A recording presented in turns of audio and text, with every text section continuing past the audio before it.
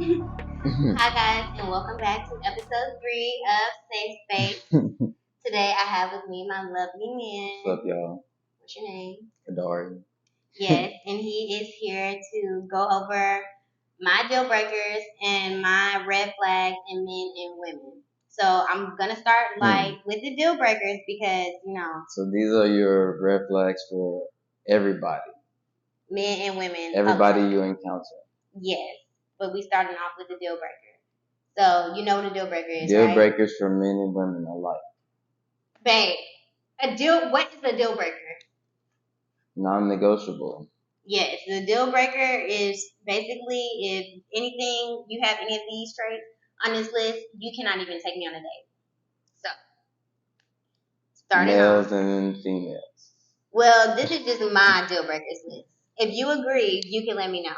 But yeah, last week we had Lee do his deal breakers where it was specific to him, so I'm doing mine that's specific to me. Okay. So deal breaker number 1, broke. Now, when I say broke, I don't mean like living paycheck to paycheck. If you are getting a paycheck, you are not broke. Wealth is a long game, so the longer you're in the workforce, the more you will make. When I say broke, I mean no job whatsoever.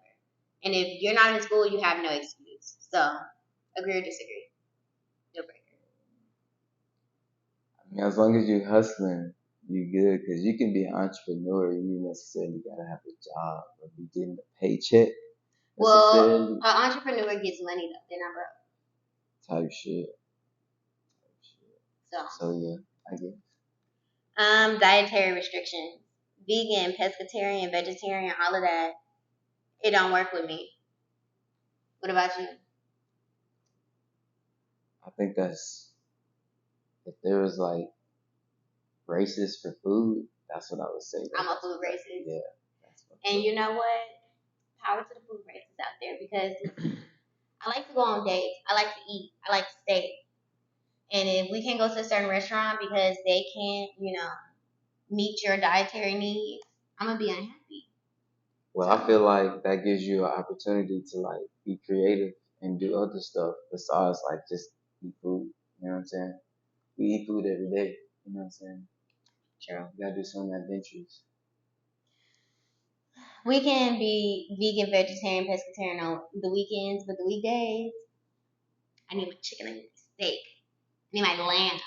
Okay? That's daily. Not daily. Well, okay, like meat daily, yeah. No intended.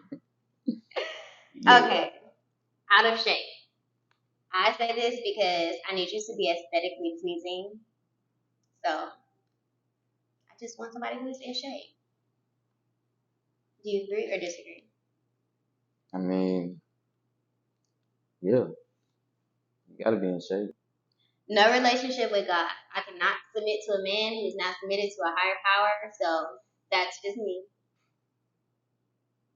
To God be the glory. Can't argue with that. Hash children. I have never dreamt of being a stepmother. I would like for my first child to be my significant other's first child. So that's just me. I respect that. Gotta respect that. You know what I'm saying? No baby mama drama. Okay. Doesn't value family or marriage. I want family and I want marriage. I want family and I want marriage. So if you don't value family or marriage, like there's no future. So I won't waste my Pretty much. Got it. It's about legacy, really. That's the whole point. Like finding your person to build that foundation for that. You remind me so much of Fez off of Euphoria. You just be floating. Okay. Now, my red flags. These red flags, if they are prevalent in a man or in a woman, I feel that you should avoid this man or woman.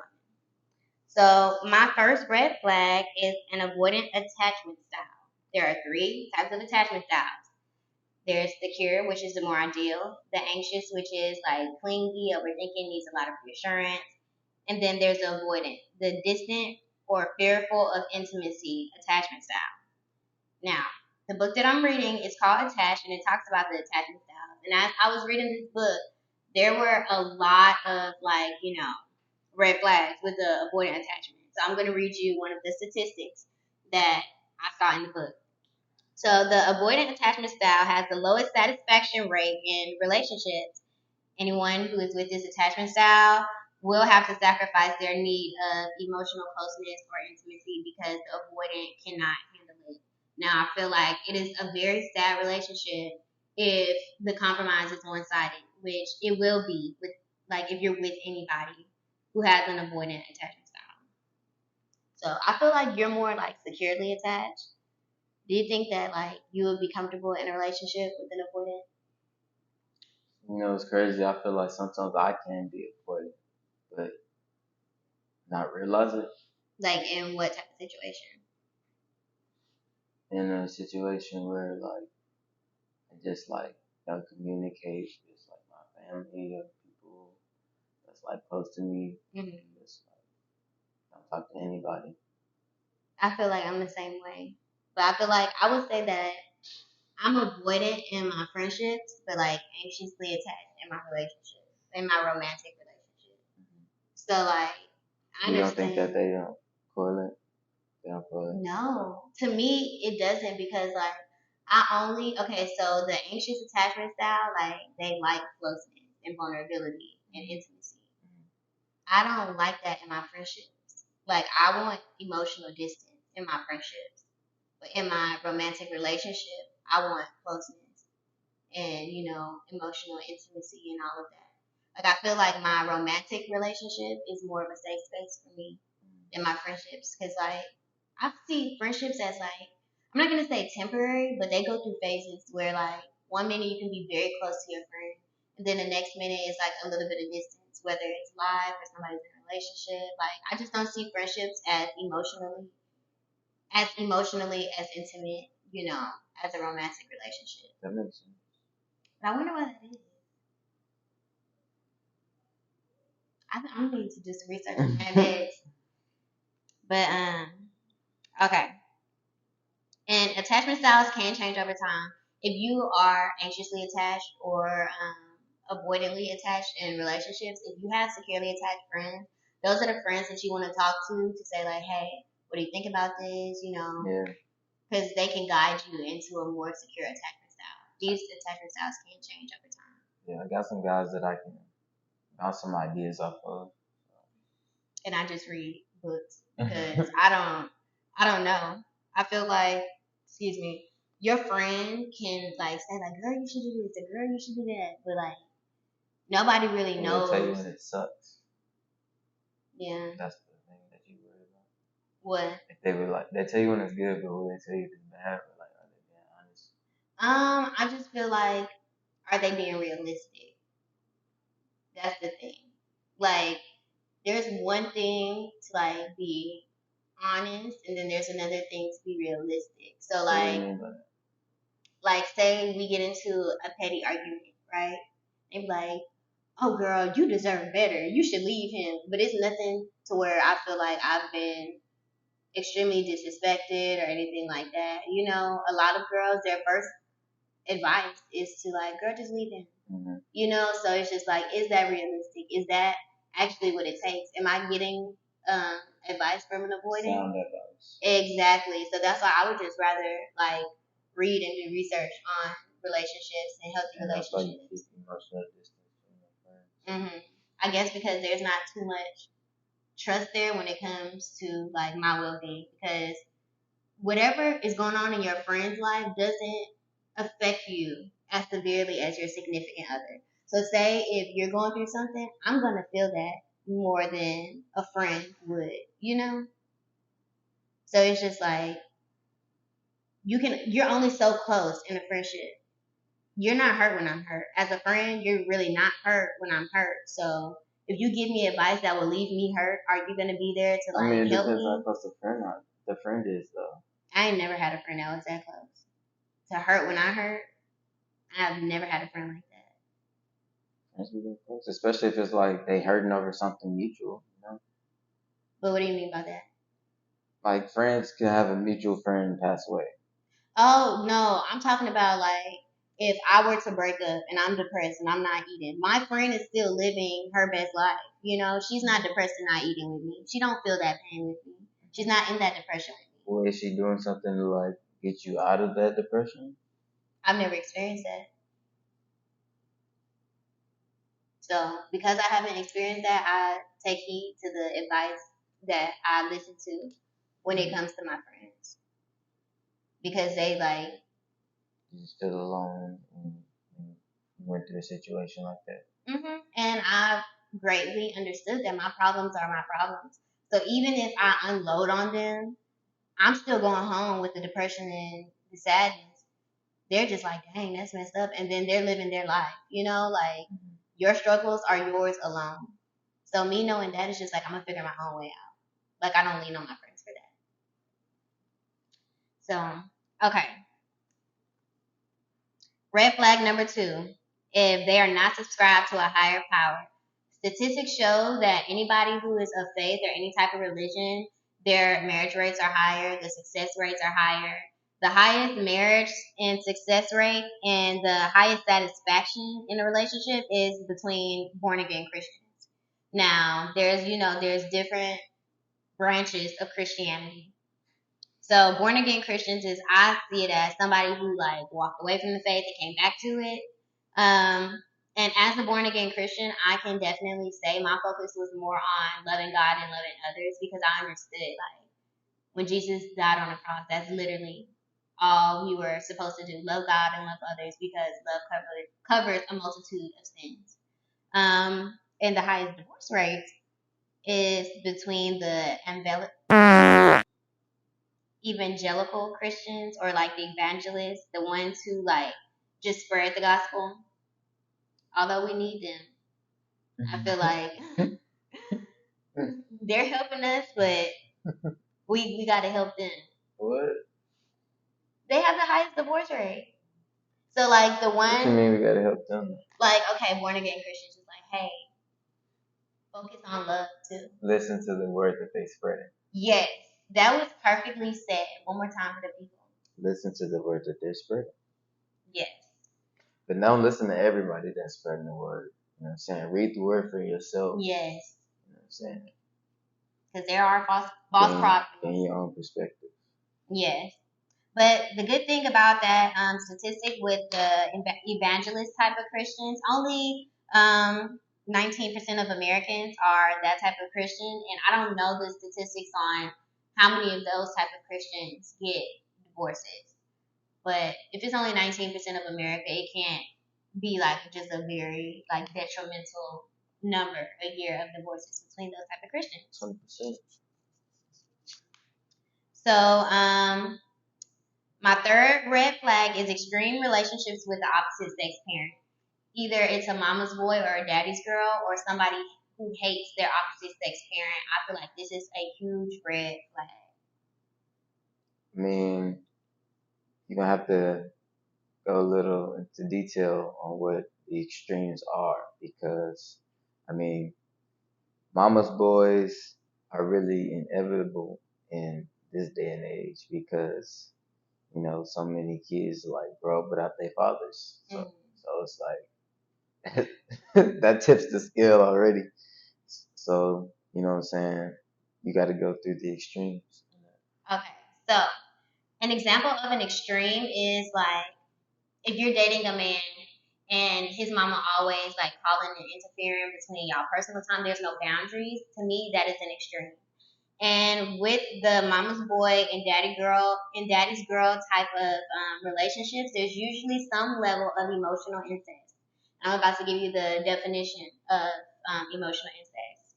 So parents who commit emotional incest treat their children like a spouse or a close friend rather than a child. These parents turn to their children for comfort, love, advice, support, and in some cases, romance. The emotionally incestuous parent is unable to provide for their child's needs and does not give them support and the nurturance that they need. The child essentially becomes like a parent or a spouse, which is usually more than they can handle. Children who experience emotional incest are at risk for depression, anxiety, eating disorders, and relationship problems as they grow older. So the relationship with, I have some clients who they have issues with their significant other. Like they'll say, "Oh, my husband's mom always calls and asks him for money. Can he pay this? Can he pay that?" But they never want to do anything for him, and they will get upset if I tell him not to pay that bill, which is really not his responsibility. His responsibility is over his own household. Now I can understand you helping out your parent from time to time, but for that parent to be reliant on you as if they are your significant other, that is a little bit much. What if they have nobody else? Go find a significant other. Now that's what I'm saying. Help is different than relying on you for a significant other. And we all know if your heart is already taken, you're emotionally unavailable to everybody else. So I do feel like some parents have trouble dating or finding this a spouse because their heart is already taken. They are in a, their child is their emotional husband or wife. So this is not only for single mothers. This is also for, like, if parents are married but unhappily married, they can lean on their child as like an emotional husband or wife. So I feel like I want to do a little bit more research on it because I really want to know if the parent is aware of what they're doing, and I know the child can't be aware because if that's like all you grew up with, that's all you know. Yeah.